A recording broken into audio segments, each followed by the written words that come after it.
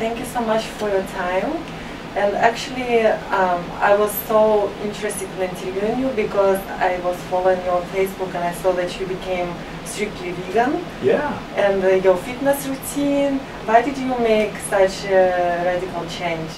Well, I made such a radical change to my diet as part of a goal that I wanted to achieve. And so my son and I, he's 16 and a half, but about a year and a half ago, we were skiing together. He was boarding and I was skiing, and I was having such a good time with my son Noah and his brother Keenan that I decided that I was going to make a very, very big goal for myself. And the goal was that I was going to teach his children how to ski or snowboard. And since he was only 15, I had to calculate that I would have to be, 65, 70, or 75 years old before he has kids who are old enough to be able to ski. So I made a decision that I was going to give myself into the best shape of my adult life. And then I looked at the different research on diets and the different types of exercises, and I decided to go vegan because I found that was a great option that would help me get healthier, live longer, and that's why I did it. Do you feel a difference? Oh my God.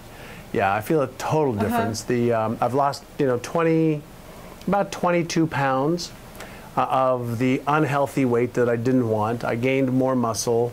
All of my pains and aches from my joints and my shoulder and my injuries that I had are all healed. All my blood work is perfect. My levels for everything is perfect. And so I actually think like I'm reversing aging right now. So yeah, I haven't had any animal protein in over a year. But it all started as setting a goal to take my grandkids, which I don't have yet, sometime 20 years from now, to ski or snowboard. Well, that's amazing. And even though it was not the reason that you want to be compassionate to animals, but how do you see successful people that have more access to everything can influence and help environmental problems? Well, I think anybody can help environmental problems. When we talk about successful people, there's people who are successful intellectually. There's people who are successful monetary, they have a lot of money. There's people who are successful socially. And so I think anybody who has something they believe in that really is their passion, whether it's children, whether it's clean water, whether it's solar energy, whether it's solving some of the bigger problems in the world, everybody can help. Yes. And so we need talent, we need ideas, we need money, we need resources. And when we talk about success, success is all relative, right? And there's different types of success that people can achieve.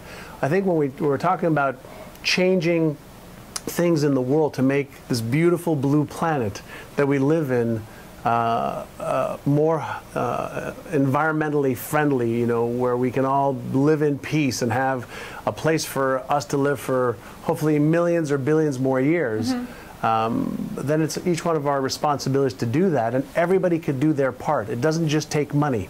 There are people that can throw a lot of money, but if the people aren't there to do the work, then it doesn't get done. So the first key is find something you're passionate about, and just give some of your resources, either intellectual, emotional, physical, spiritual, financial, towards that. And speaking about passion, what are your 3 biggest passions?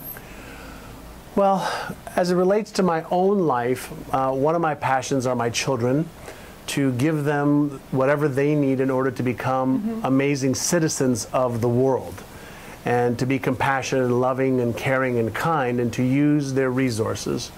My other passion is to use my own life as an example for other people. And I came from an average family, didn't have enough money. My parents fought about the lack of money. They argued, they fought, and we had our challenges, and I had low self-esteem and low confidence and low certainty levels because of my conditions.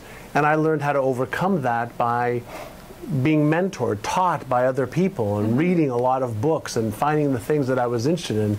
And that leads me to my passion today, is to teach people that God created us as a miracle, I think, and we have incredible ability to achieve a lot in our lives.